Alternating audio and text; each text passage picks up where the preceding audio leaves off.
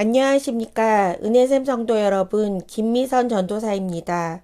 오늘은 중심을 보시는 여호와라는 제목으로 사무엘상 16장 7절을 중심으로 하나님이 우리를 보시는 기준이 무엇인지 깨닫게 되는 시간이 되면 좋겠습니다.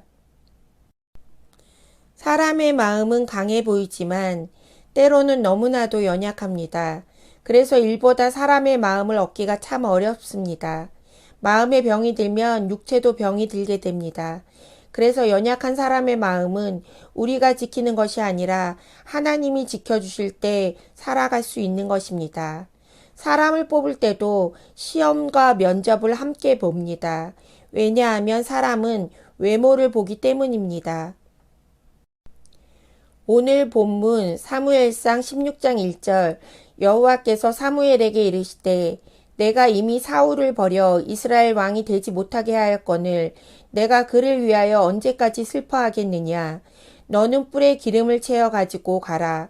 내가 너를 베들레헴 사람 이새에게로 보내리니 이는 내가 그의 아들 중에서 한 왕을 보았느니라 하시는지라.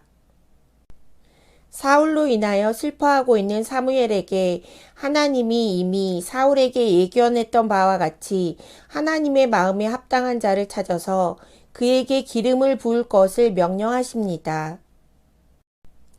2절 말씀에 사무엘이 이르되 내가 어찌 갈 수 있으리이까 사울이 들으면 나를 죽이리이다 하니 여호와께서 이르시되 너는 암송아지를 끌고 가서 말하기를 내가 여호와께 제사를 드리러 왔다 하고 3절 이새를 제사에 청하라 내가 내게 행할 일을 가르치리니 내가 내게 알게 하는 자에게 나를 위하여 기름을 부을지니라. 문제는 그 시기가 아직 사울이 건재한 때였으므로 새로운 왕에게 기름을 부어야 하는 사무엘이나 기름 부음을 받은 당사자에게 놓인 길이 결코 평탄치 않다는 것입니다. 이런 여러 가지 어려운 문제가 있지만 하나님께서는 사무엘에게 이새와 그의 가족을 제사에 청하라고 말씀하십니다. 이제 하나님은 기름 부은 자가 하나님의 마음에 합한 자로 장차 하나님의 뜻을 쫓아 이스라엘을 통치할 것입니다. 사울은 백성의 말을 두려워하고 하나님의 말씀에 순종하지 않았습니다.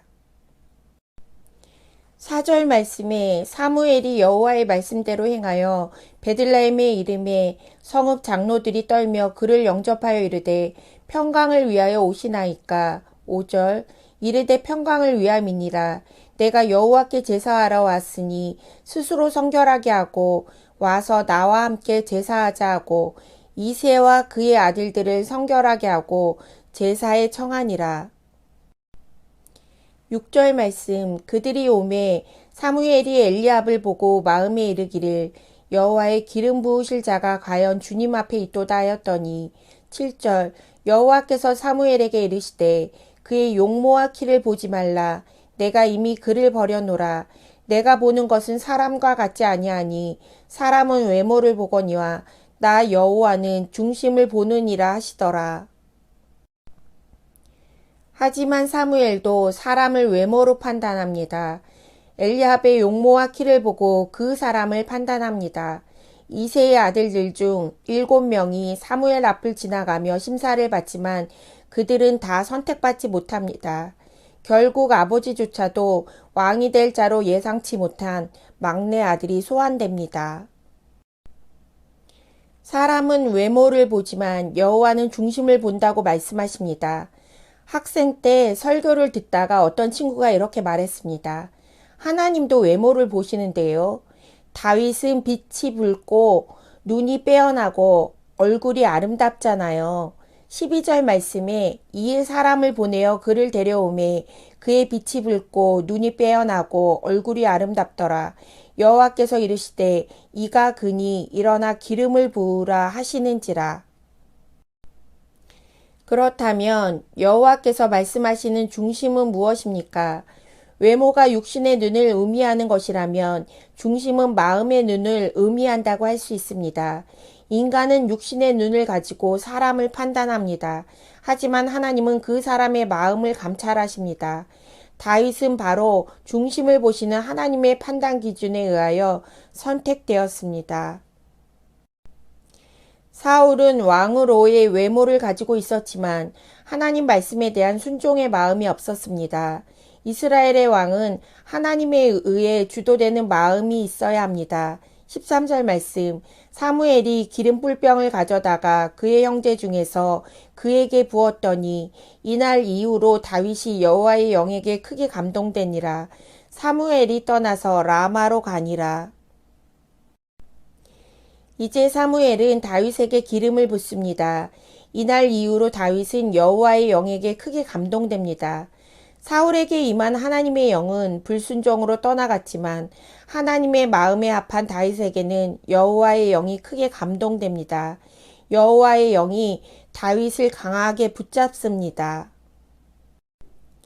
오늘 말씀을 통하여 이스라엘의 초대왕 사울이 결국 외적인 인간의 눈에 의지하여 행동함으로 하나님께 버림을 받았습니다. 하지만 하나님은 인간과 다른 판단 조건을 가지시고 작은 자 가운데서 위대한 가능성을 보시는 분입니다. 솔로몬도 아버지 다윗에 대하여 이렇게 이야기합니다. 열왕기상 3장 6절에서 솔로몬이 이르되 주의 종 내 아버지 다윗이 성실과 공의와 정직한 마음으로 주와 함께 주 앞에서 행함으로 주께서 그에게 큰 은혜를 베푸셨다고 말합니다. 하나님은 다윗의 마음을 보고 다윗을 이스라엘의 왕으로 선택합니다. 다윗은 하나님을 위하여 준비된 마음이 있었고 그렇게 행하였습니다. 중심을 보시는 하나님 앞에 다윗과 같이 주와 함께 주 앞에 행하는 은혜샘 성도님들이 되시기를 기도합니다. 오늘 말씀을 기억하며 기도합시다. 첫 번째, 가정과 다음 세대를 위하여 기도합시다. 중심을 보시는 하나님 앞에 다윗과 같이 온전한 마음으로 주와 함께 주 앞에 행하는 믿음의 가정이 되도록. 두 번째, 하나님의 영이 함께하는 믿음의 다음 세대가 세워지도록 기도하겠습니다.